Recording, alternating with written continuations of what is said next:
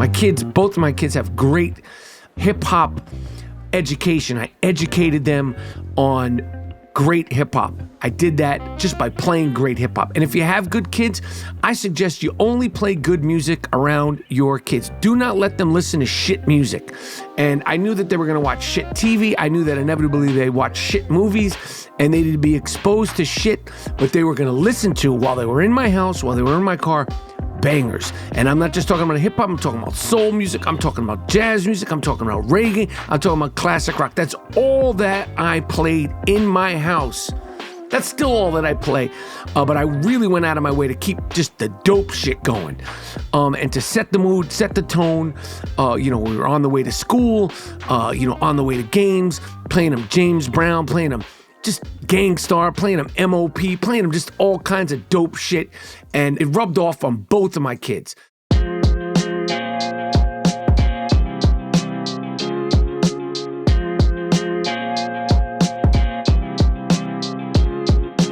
Boom. Have no fear, I'm going slow because I know you stuffed your face all Thanksgiving weekend. Boom. Have no fear, the I Am Rapaport Stereo podcast is here. On today's banging, high-flying, fully stuffed I Am Rapaport Stereo podcast, Drake is finally exposing himself as the bullshit fraud that he really is, and I love it. I fucking love it. DMX warned you. You didn't listen to the dog. Ruff, get at me, dog. Plus, Vanderpump Rules, the end of an era. Vanderpump Rules is being revamped, reimagined, but stop, and appreciate the greatness of the greatest reality TV show in the history of reality TV shows. Plus, the NBA is gearing up. The NFL is in full bloom. We're talking highs, we're talking lows. And who's in worse shape, the Giants or the Jets? Which team is fucked themselves the most, the Giants or the Jets? All that and more on a hard-hitting, high-flying I Am Rapaport Stereo podcast coming up right now. Miles, Jordan, a.k.a. the Bleach Brothers, a.k.a. the Dust Brothers. Start this puppy up with something real nice. Stiggity, start this puppy up with something real loud. But most importantly, start this I Am Rapaport Stereo podcast off with something super duper funky. It's the I Am Rapaport Stereo podcast. Let's go, baby. Boom, have no fear, the I Am Rapaport Stereo podcast is here. Biggity boom. Have no fear, the I Am Rapaport Stereo podcast is in the place to be. Welcome to the Iron Dome of Disruption. Welcome to the Ziggity Zone of Disruption. Hope everybody's feeling real safe. Hope everybody's feeling real sane. And I hope everybody is stuffed to the gills with Thanksgiving festivities. I hope everybody had a great Thanksgiving. I hope everybody ate good. I hope everybody had a good time with their family. Hope everybody continued to eat good, enjoyed some good games, enjoyed some good catch up with your family. I hope that didn't drive you too fucking crazy, because I know family could drive you crazy, real crazy. This is the I Am Rapaport Stereo podcast. My name is Michael Rapaport, a.k.a. the Gringo Mandingo, a.k.a. the Sultan of Sniff, a.k.a. the Inflamed Ashkenazi, a.k.a. the Raging Bullshitter. And this is the world's most disruptive podcast, the I Am Rapaport Stereo podcast, post-Thanksgiving podcast of 2024. We've done it every year. 10 years. Pre-Thanksgiving, post-Thanksgiving. And I want to remind everybody, stay safe. When you're driving all around during the holidays, make sure you stay safe, because there's a lot of whack jobs, a lot of angry, drunken drivers. Keep your fucking head on a swivel. Keep both hands on the steering wheel and stay super duper safe this entire holiday season. We're heading into December, so you got the big boys coming up. You got the Hanukkah, you got the Christmas, you got the New Year. Okay, this is when shit can really be treacherous on those freeways, those highways. So make sure you stay safe. Sincerely. I Am Rapaport Stereo podcast coming live and direct. So much to discuss. I have to talk about this Kendrick Lamar beef and Drake. And for those of you who've been living under a rock, I haven't spoken on it a lot. I think I've mentioned it a few times because I really didn't care. And then I was jarred. My memory was jarred because I was like, I've been talking shit about Drake for 15 fucking years. I think this guy's been out for 15 fucking years. And then I finally softened my stance on Drake. And I was kind of like, listen, this fucking guy isn't going anywhere. If you can't beat him, just mind your own business.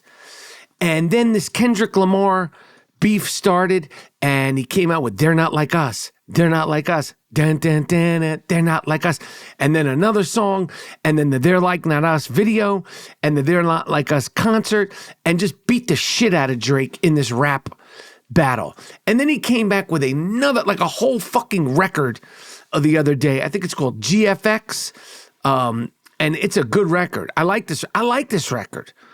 You know, sometimes for me, Drake's music will be, not Drake, Kendrick Lamar's music will be a little bit offbeat. But, you know, he's made a lot of really good songs. And I've always said that it's imperative to have somebody like Kendrick Lamar who's pushing the culture forward, pushing what it means to be a rapper forward, and really just pushing the whole envelope of hip-hop forward. He's a poet, definitely a poet, super duper conscious, so conscious of what he says, how he says it, and his wordplay. He came back with this album last week, GNX. Did I say GFX? GNX. And I love this one joint, Man at the Garden, which is obviously a homage to Nas's One Mic, and which is a banger song. Miles Jordan, play One Mic by the great Nas Escobar. Yo, all I need is one mic, one beat, one stage, one nigga front my face on the front page. Only if I had one gun, one girl and one crib, one God to show me how to do things his son did. Pure, like a cup of virgin blood, mixed with 151, one sip will make a nigga flip. Writing names on my hollow tips, plotting shit, mad balance, who I'm gonna body, this hood politics acknowledge. And on this new record, GNX, Kendrick Lamar came out with this song, which is clearly a homage to that song, One Mic, called Man at the Garden. Miles Jordan, play a little Man at the Garden. Twice emotional stability, a sound body and tranquility. I deserve it all. Like minds and less enemies. Stock investments, more entities. I deserve it all. VVS's white diamonds, GNX with the seat back reclining. Bitch, I deserve it all. Put my homes on a beachfront. Flying private, what you eat for lunch. I deserve it all. So you hear the similarities, and the song that's getting talked about the most on this album, GNX, is Whacked Out Murals and Squabble Up. And I'm not going to go over it because the internet, I wish this would have been around during the good old days of hip hop, but they break down everything. And Kendrick Lamar's battle rap style and rap style is perfect for the internet because you got these detectives. They go through everything. They go through every single word, every single just thing that he says, every little piece of clothing that he wears in his videos, and it's perfect for the internet. It really is perfect for the internet because people they deep dive it and they pick up on all these things that nobody would have picked up on unless you're like some crazy fan. And he's taking shots at this one, that one. He's not taking shots at this. No one knows if he's this Lil Wayne, and he's setting it up for Lil Wayne to come out at the Super Bowl. And, you know, why did he mention Snoop Dogg? And has he got a problem with Snoop Dogg? And of course, a Drake.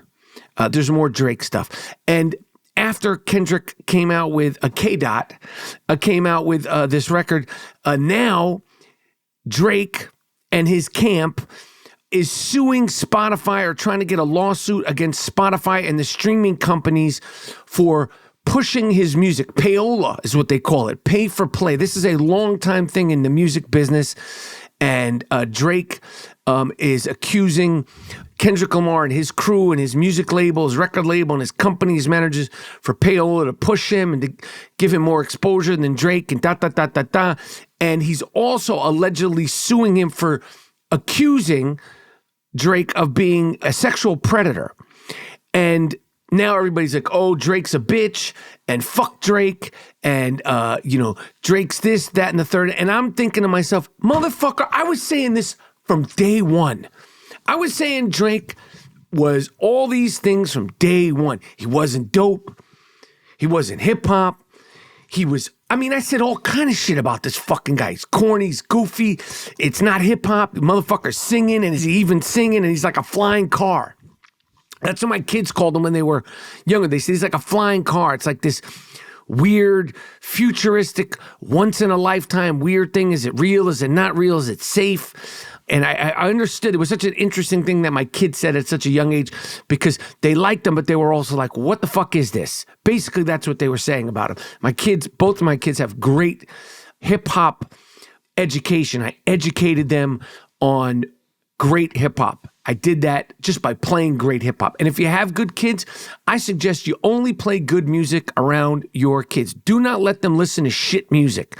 And I knew that they were going to watch shit TV. I knew that inevitably they watch shit movies and they needed to be exposed to shit, but they were going to listen to, while they were in my house, while they were in my car, bangers. And I'm not just talking about hip hop, I'm talking about soul music, I'm talking about jazz music, I'm talking about reggae, I'm talking about classic rock. That's all that I played in my house. That's still all that I play, but I really went out of my way to keep just the dope shit going, and to set the mood, set the tone. We were on the way to school, on the way to games, playing them James Brown, playing them just Gangstar, playing them M.O.P., playing them just all kinds of dope shit, and it rubbed off on both of my kids, because like I said, you knew that inevitably they were going to get exposed to dog shit. The point is that now finally everybody is Drake this, Drake that, Drake this, Drake that. And I'm not saying I'm the only one who thought Drake was dog shit to begin with, and I'm still not going to take away how good of an artist he is and what he has accomplished, because he's accomplished a fucking lot. However, he has proven himself to be a bitch ass hoe. And to quote the great DMX, I don't like anything about him. I don't like his voice. I don't like anything about this motherfucker. What about Drake? You like Drake? No. My man. He didn't even say a little bit. He didn't even say halfway. That's my guy right there. No. That's why X is necessary in the game right there. Man. Now, why don't you like Drake? I don't like anything about Drake. I don't like his voice. I don't like what he talks about. I be trying to tell these people. I don't like the way he walks, like nothing. I don't like his haircut. I might just, let me shut up.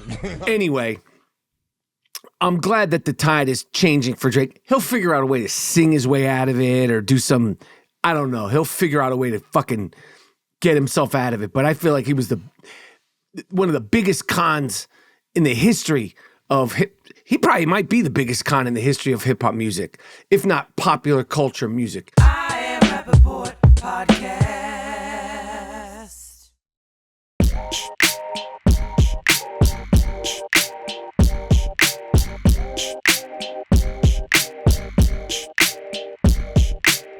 I Am Rapaport Stereo Podcast, coming live and direct. So much sports. It's the most wonderful time of the fucking year. Dun, dun, dun, dun, dun, dun. The NBA contenders and pretenders are starting to emerge. They're starting to take shape. They are taking shape right in front of our eyes. We got to see the Celtics face off against the formerly undefeated Cavaliers. The Celtics were beating the dog snot out of Cavaliers, but they came back to make it a game. That fucking Darius Garland went 3 for 21. Otherwise, they might have found a way to win. I like Darius Garland. I remember I saw him play against the Brooklyn Nets. I was like, this motherfucker is nice. Like a few games into his rookie season, I was like, this motherfucker is nice, and he is sick. And they are on their way to having multiple All-Stars in the All-Star game. And it was an NBA Cup game. And I have to say that, listen, that NBA Cup thing, even though nobody understands it, And the reason why I can guarantee you that nobody understands the NBA Cup is because they explain it to us like we're 4-year-olds every single day. And I still don't get it. But I like the motivation that it's bringing out of the players. It's apparent, new courts, fired up crowds. I like it early in the season so you can't coast through January. These fucking guys, like, they go through the All-Star game and they don't do shit. This is really good. Now, what they're doing with the All-Star game, that's another story. I don't know if you heard about what it looks like they're doing with the All-Star game coming next year. But it's really, listen, it is really embarrassing. They're breaking the All-Stars into 3 separate teams and incorporating the winner of the Rising Stars game into it. That's how fucked up the NBA All-Star game is right now. You can't get the NBA All-Stars to even look like they're competing in an NBA All-Star game, that they have to do some Maui wowie hocus pocus tricks. But that's not until next year. But when I heard that, I was like, I can't even wrap my head around that shit. I mean, it's the All-Star game. It should be about honoring the best players and the best players honoring the game and the history of the game. But it's just gone. I mean, and the players get it's just, I don't want to talk about the All-Star game. I don't want to talk about the All-Star game. I want to talk about what's happening right now, okay? Because I am a former celebrity All-Star game MVP. You want my 2 cents? I'll give it to you.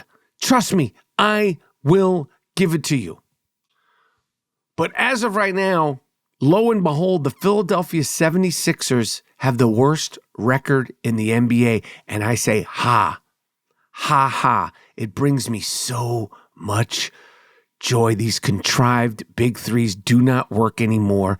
Paul George and his podcast, talking to a Clippers team that treated him like Elvis, talking shit to them, signs a big contract, can't stay healthy, hyperextending the same leg after the same leg. Joel Embiid, I don't know what is wrong with him. He is definitely not right. I don't know why he played in the Olympics. They should have shut him down. He's looking crazy out there. Tyrese Maxey had big balls, no Diddy, to call him out for always being fucking late. And somehow, some way, that information got leaked. Yo, people don't like Joel Embiid. He seems very likable. That's why you got leaked, though. People don't fucking like you, Joel Embiid. You're pushing reporters, you're threatening reporters, and even if that guy deserved it, it's not a good look. I think that's why that shit got leaked, but they are in shambles. The Philadelphia 76ers are in shambles, unlike the Philadelphia Eagles. I don't know why the fuck Saquon Barkley had to go off the way he did last week, but I'm going to stay focused on the NBA. The Knicks are looking good. The New York Nerds, they're Nerderbockers.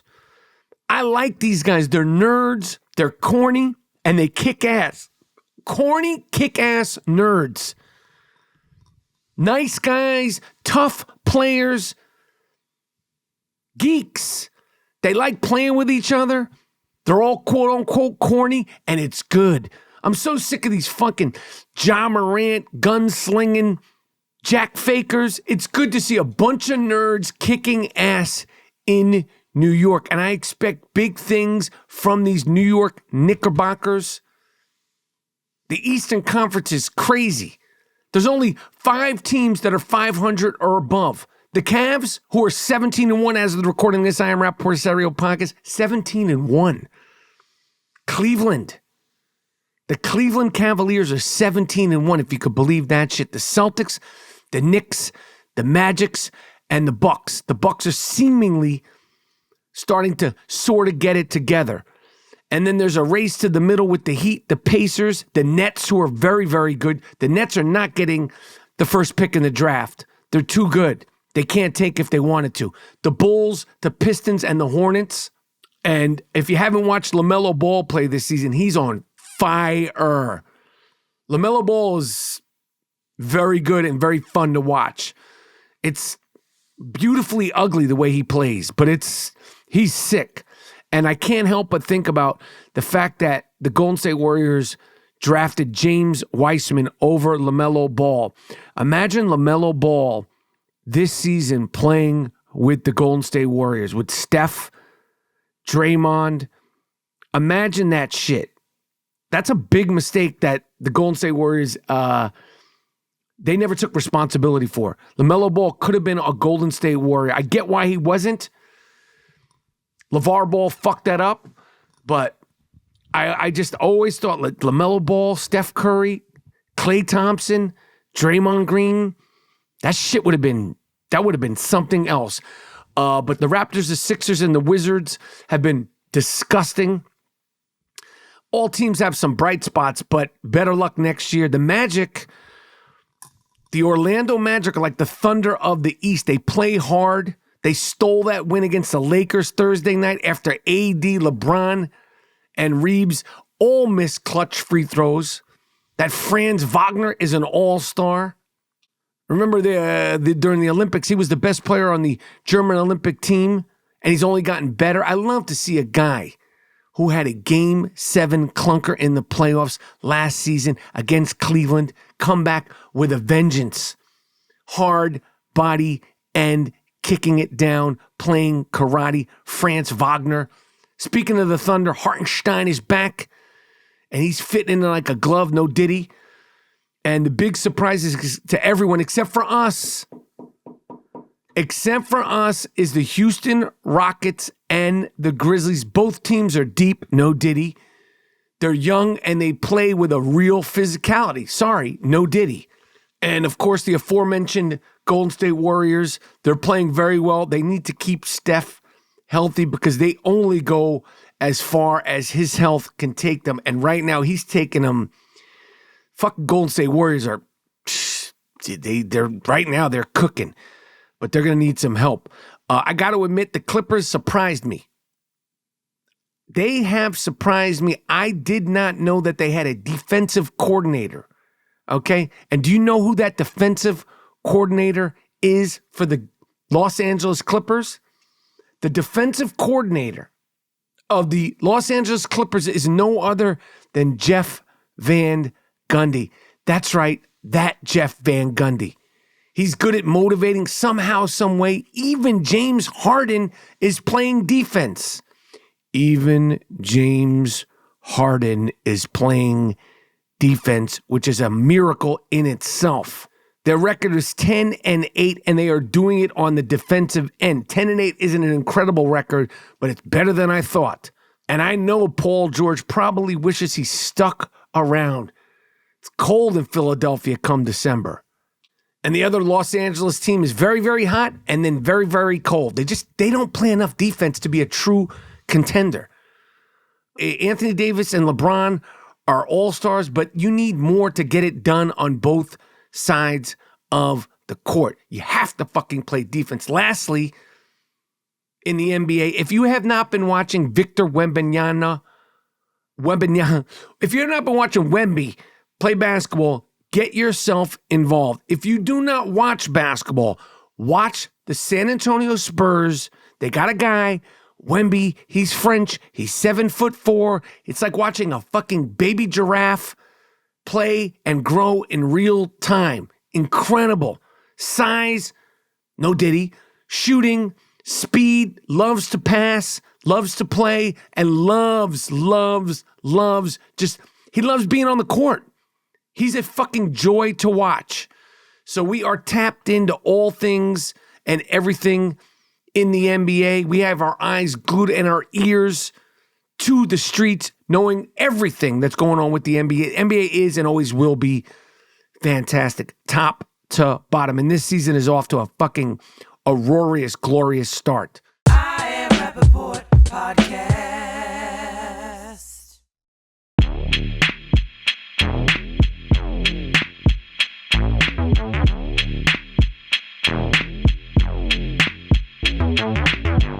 And of course, you can't spell turkey without football.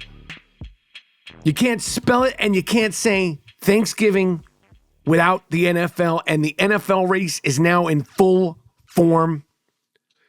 We are coming down to it. I have to be honest. Somebody asked me the other day, yo, Mike Rap, who's in worse shape? Who is in worse shape?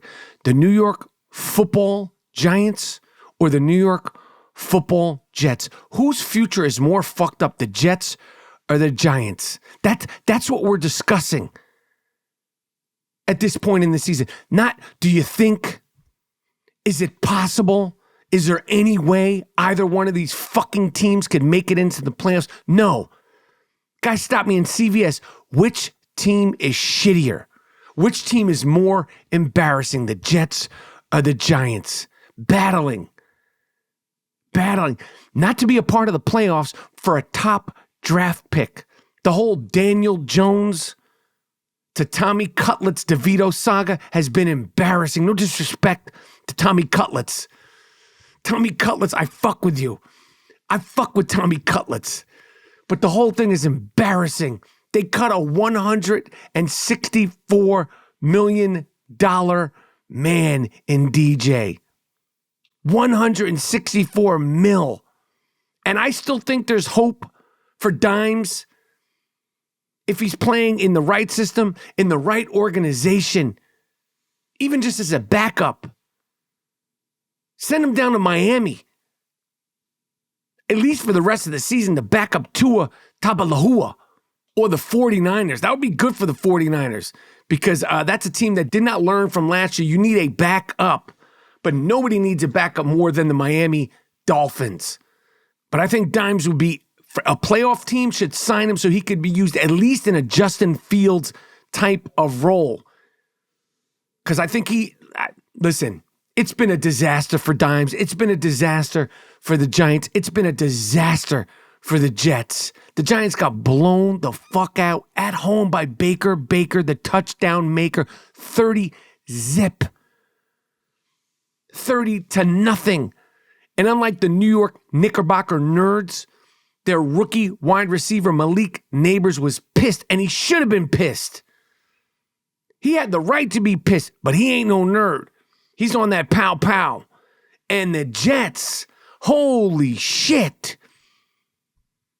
What a shit show. What a big body booming shithole. I knew it was all downhill.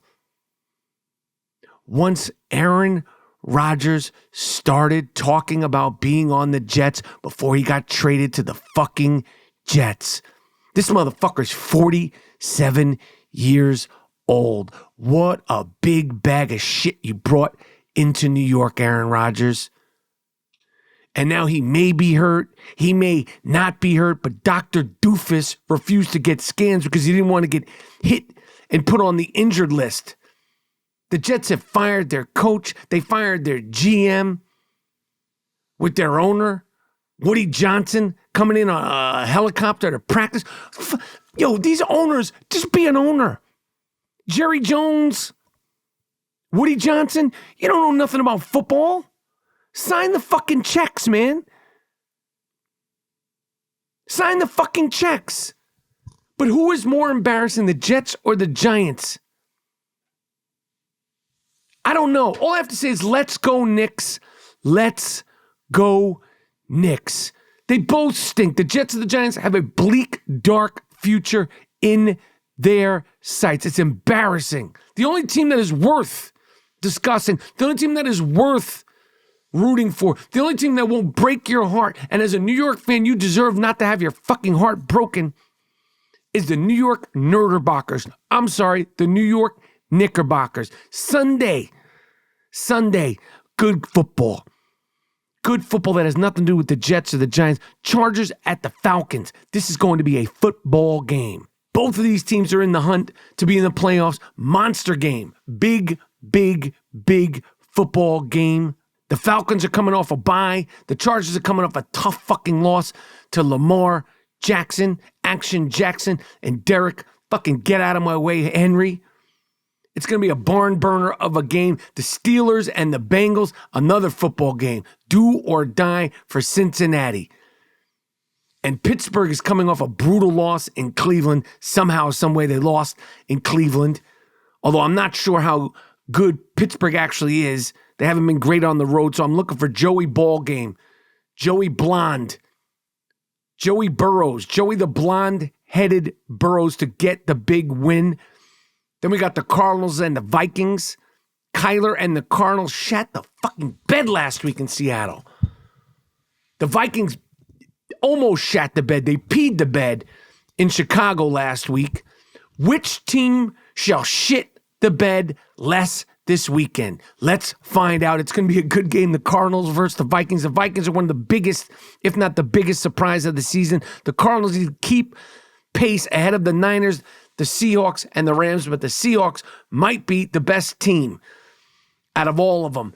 The game of the day has to be two birds doing battle. Going to be a good football game. The aforementioned Philadelphia Eagles and Saquon, put your weight on, and the Baltimore Ravens, which might be a Super Bowl preview. The Super Bowl in February with Kendrick Lamar, the aforementioned Kendrick Lamar, doing the halftime routine, might be the Eagles and the Baltimore Ravens. Both teams coming off of impressive wins, kick-ass wins. Saquon Barkley is out there looking like fucking Earl Campbell and Walter Payton, running over motherfuckers and running by motherfuckers. Both teams have top-flight quarterbacks, but the Eagles' defense and Saquon, those are the difference makers. It's contenders, it's pretenders. They're taking shape. I can't wait to see how it turns out after stuffing my face real nice and real proper and drowning in my Vanderpump Rules cancellation. Sorry, it's not canceled. They're revamping. It might as well be canceled.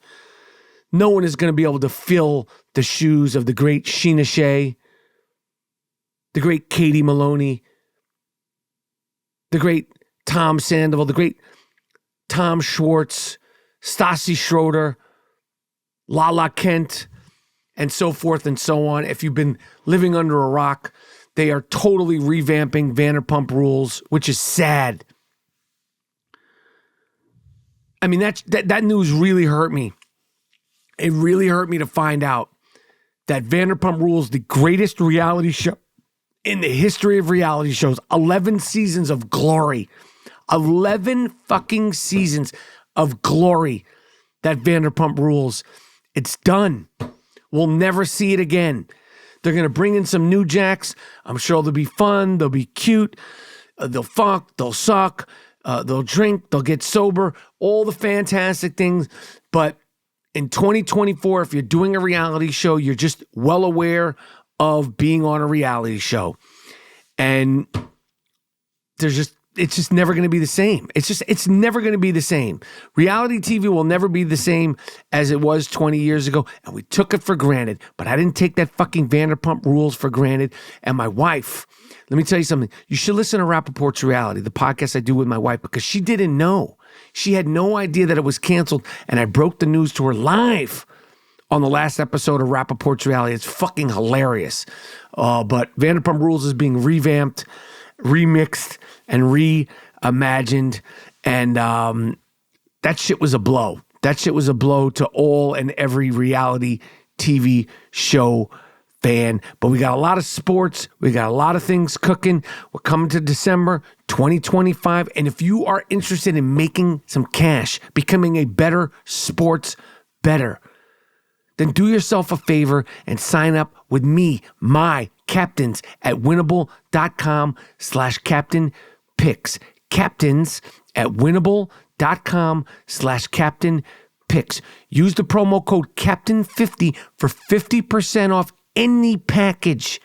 Get picks texted to you directly to help you win in NFL, college football, college basketball, NBA, UFC, NFL, props, parlays, and more. Winnable.com/captainpicks. Use the promo code CAPTAIN50, CAPTAIN50, N, the number 50, Captain 50. For 50% off. It's a beautiful, beautiful day to watch some sports, and it becomes even more beautiful when you watch some sports and you win some cash. I'm out. What more can I say? I Am Rapaport Stereo Podcast came saw disrupted. I really want everybody to have a safe holiday season. Drive safe, walk if you don't feel good, get a ride. Do not get yourself in trouble post-holiday or during these holidays. And tell a friend about the world's most disruptive podcast, the I Am Rapaport Stereo Podcast. Miles Jordan, Iggy, a.k.a. the Bleach Brothers, Iggy, a.k.a. the Diggity Dust Brothers. Take me out of here with something real nice. Take me out of here with something real loud. But most importantly, take me out of here with something real funky. I Am Rapaport Stereo Podcast. I'm done, baby.